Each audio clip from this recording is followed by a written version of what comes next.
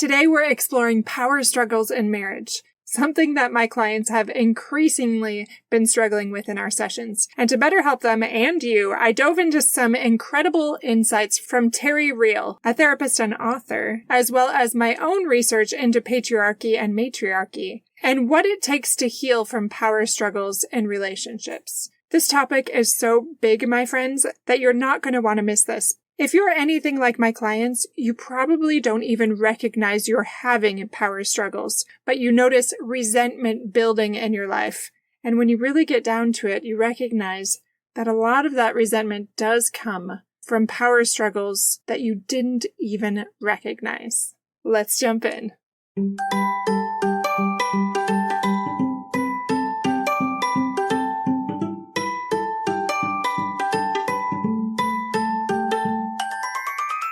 Hey parents, welcome to Fulfillment Therapy. Do you want to raise your kids better and have a stronger marriage? Are you up late at night researching marriage and parenting tools and self-care tips? Do you start each day hoping for deeper connections and less chaos, but it ends with family arguments and going 12 different directions again? My name's Kendra, wife, mom, therapist, and growth enthusiast. It wasn't until I discovered how to fulfill my unmet needs that I was finally able to show up as my best self, as a spouse and parent. I realized that by meeting my needs, I could more fully meet the needs of my family, with more energy and less resentment. In this podcast, I teach parents skills like boundary setting, prioritizing personal needs, communication, and claiming ownership. Just like my clients, you'll be shocked by the improvement in your marriage, parenting, and personal life when you focus on fulfilling your important, unmet needs. Ready to prioritize yourself so you can quit mentally throat punching people? Then grab those earbuds and head outside, and let's walk and talk.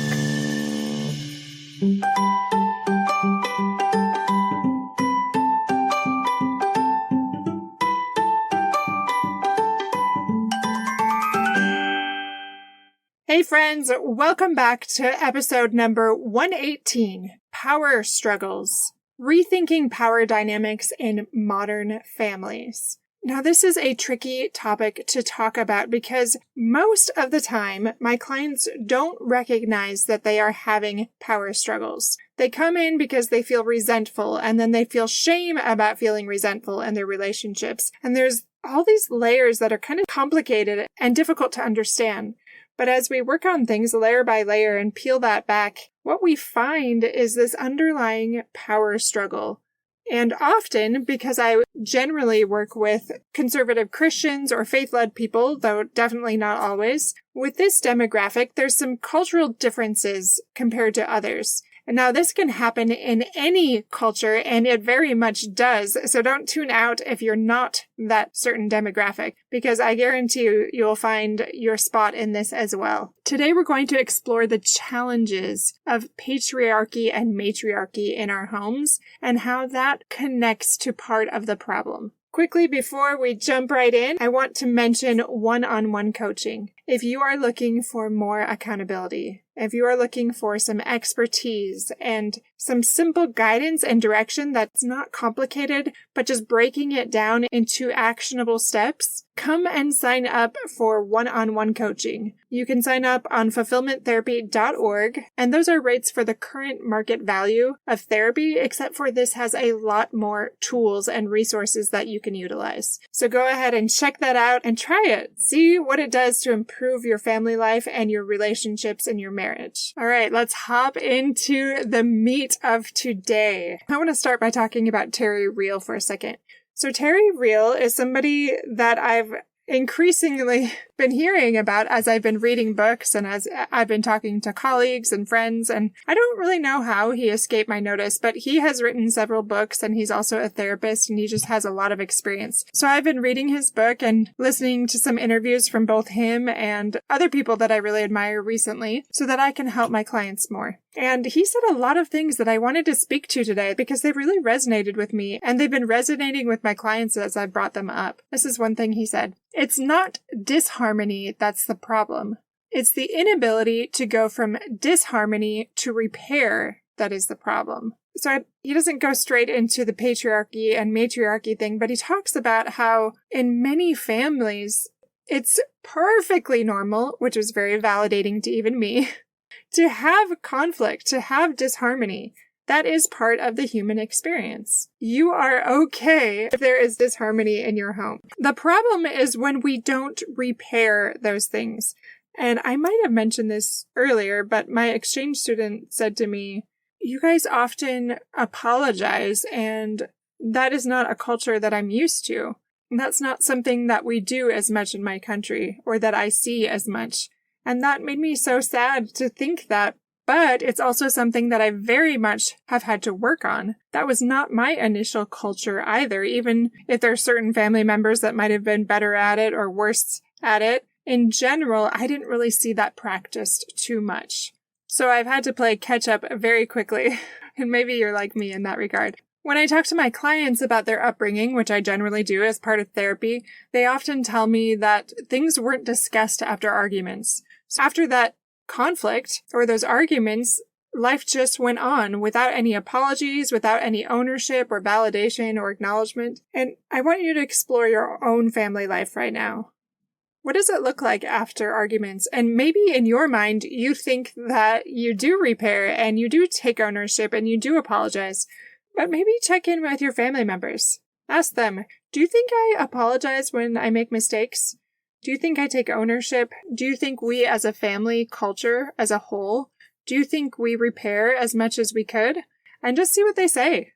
If you really want to increase that family connection and create a healthy home atmosphere, it's important to prioritize repair and set aside that time for those heartfelt conversations or those apologies in your own home. So let me just give you a quick tip for this.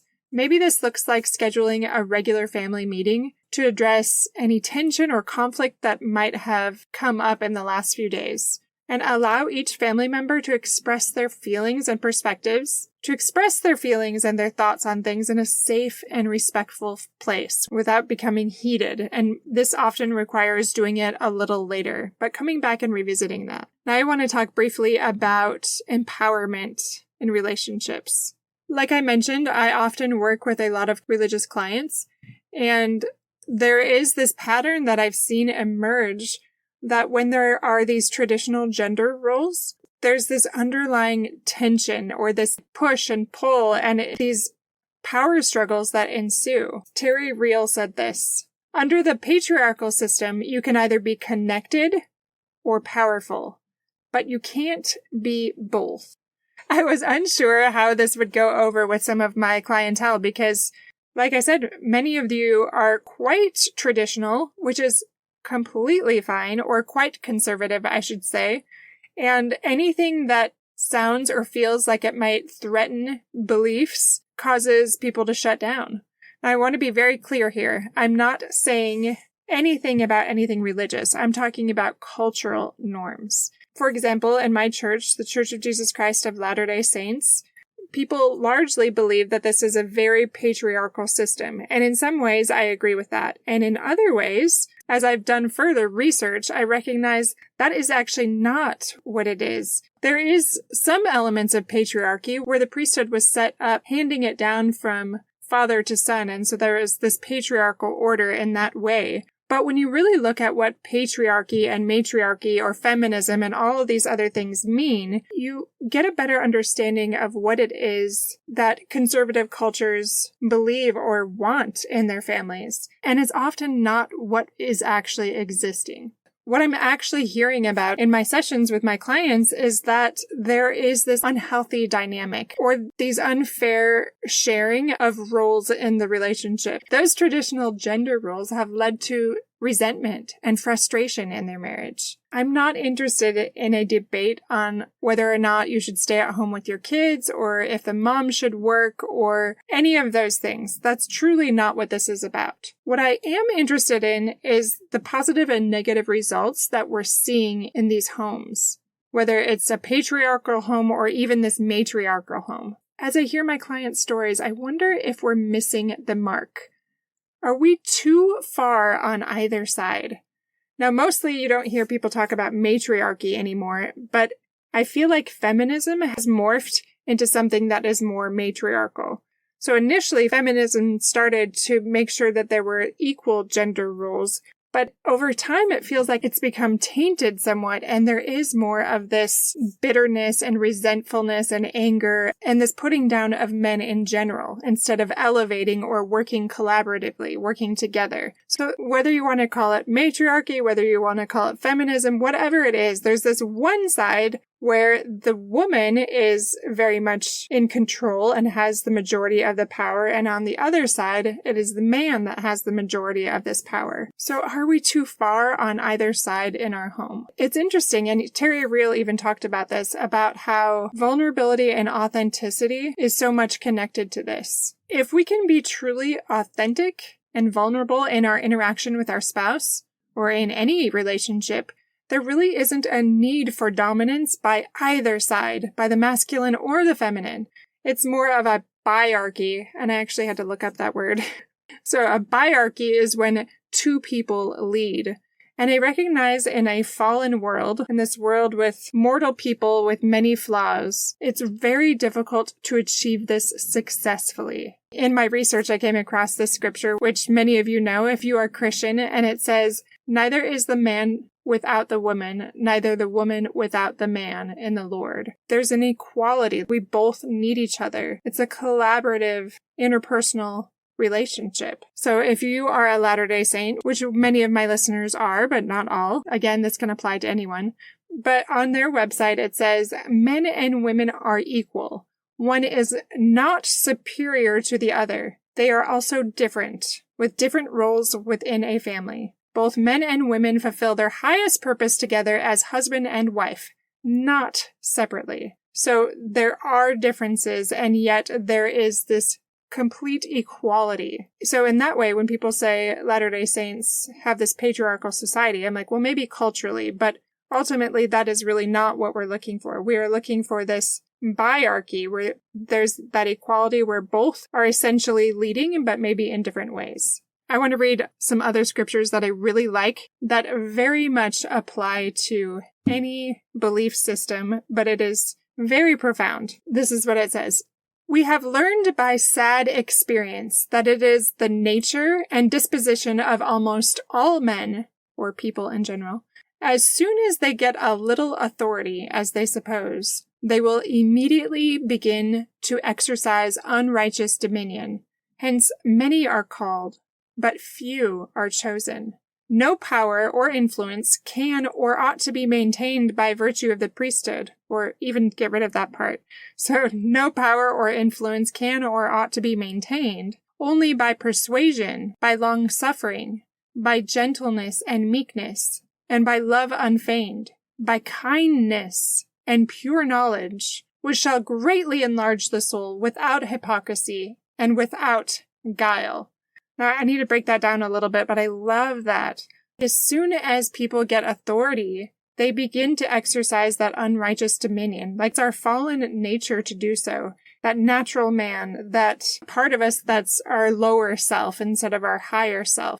We naturally want to go to that, to scramble for that power. And there's very few that really do that well, that handle that authority well. And that is why those relationships break down, like the law of entropy that I talked about a long time ago. And then this other line, when we use persuasion or long-suffering or gentleness and meekness, and that unfeigned love or like authentic love, and with kindness and pure knowledge, that's when we really thrive in our families and in our relationships. It's so well said. I love that scripture. That's from Doctrine and Covenants 121. 39 through 42. And as always, I will have this in the show notes for you to access on your own. So again, whether you are religious or not, there is great truth in this, and I find truth wherever I can find it. So I hope you'll open your mind and your heart to it.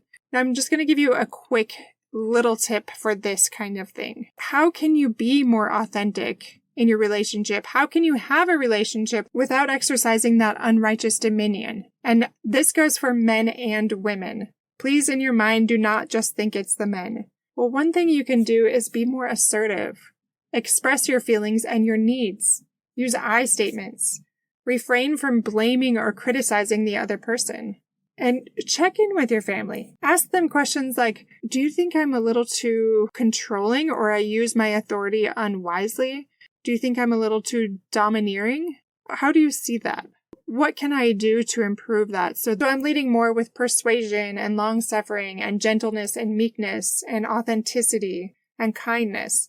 You can ask them some simple questions. It obviously depends on the age. If you have a younger child, you want to simplify that speech, but just explore some of those things. All right, I want to talk very briefly about meeting unmet needs and about meeting unmet needs in our families and how this ties together. I want to start with another quote by Terry Real that I just love. This sums up what I talk about all the time, but he just says it very well. This is what he says. Family pathology rolls from generation to generation like a fire in the woods, taking down everything in its path until one person in one generation has the courage to turn and face the flames. My friends, this is exactly what I'm talking about with power struggles, with unrighteous dominion, with unbalanced gender roles, with matriarchy or patriarchy. What are you doing to change that generational pathology? Do you have the courage to turn and face the flames and change that culture? So what does this have to do with unmet needs?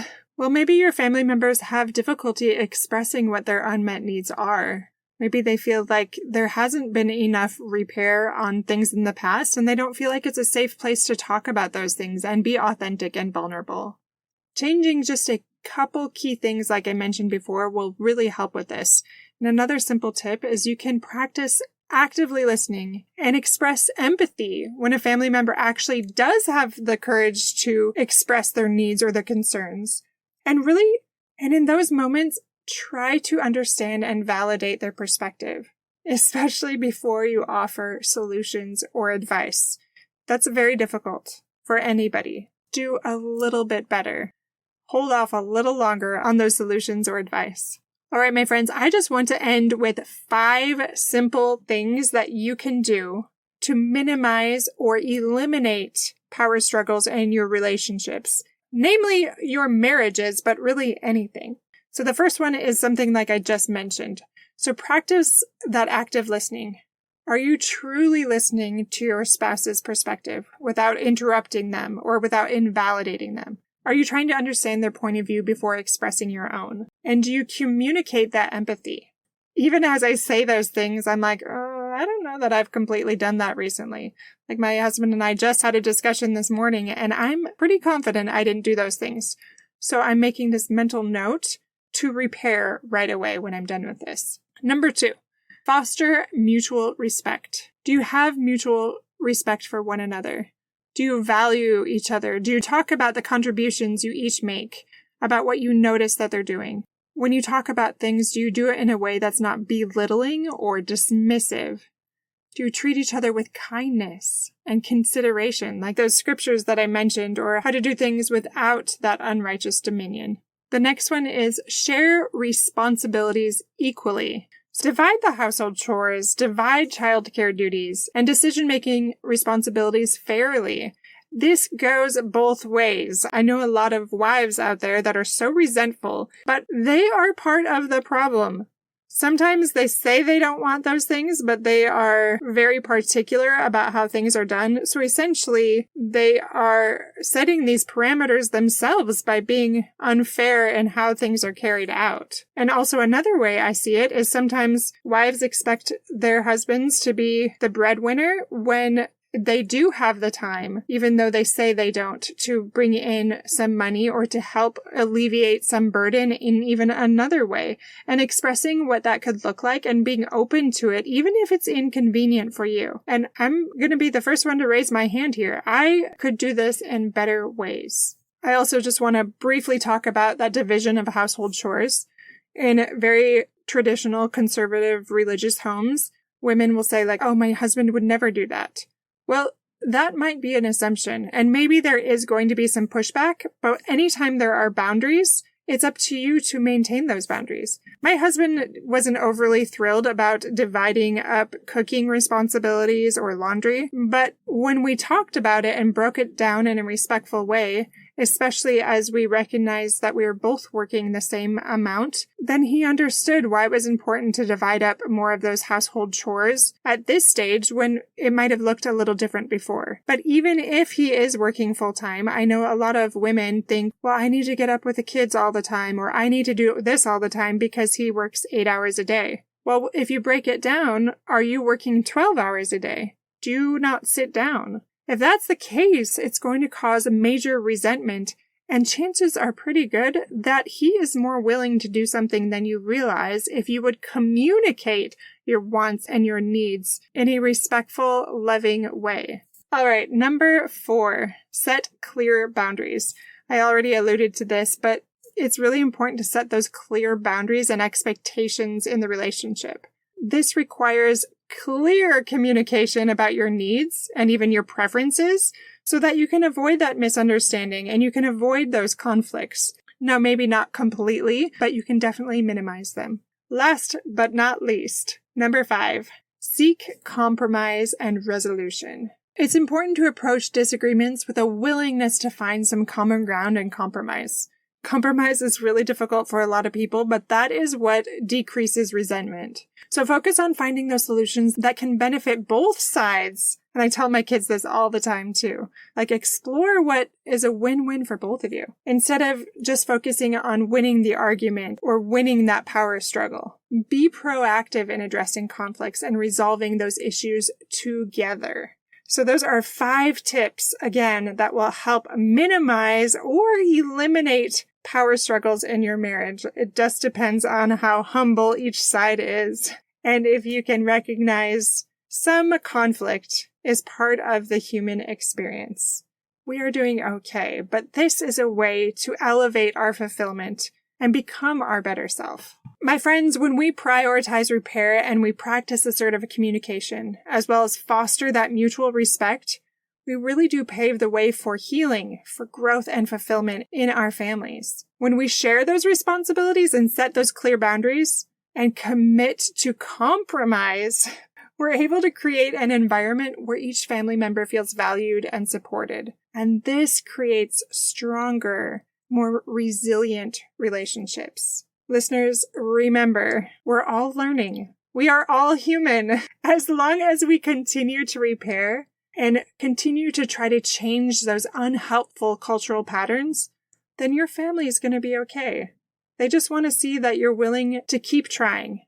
You're going to keep digging in and you're going to keep doing all you can to grow. I'm going to end with Terry Real's quote that I read earlier. Family pathology rolls from generation to generation like a fire in the woods, taking down everything in its path until one person in one generation has the courage to turn and face the flames.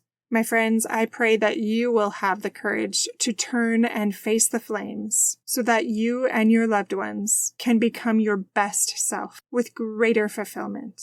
That's all I have for you today, my friends. Don't forget to check out the show notes that tell you all of the things and send you to all of the places, because we have a massive amount of change that is coming throughout the summer. I have an incredible new team with at least 5, but maybe 6 interns that are working with me to bring you so much more. They're going to help me roll out things like a blog and breaking down all that information, more infographics, more tools, more free resources. And they're even going to help me roll out those courses so that you can have more bite-sized, digestible teachings and trainings and accountability to help you and your family find fulfillment. Have an incredible week, my friends. And as always, I will see you back here in just a few days.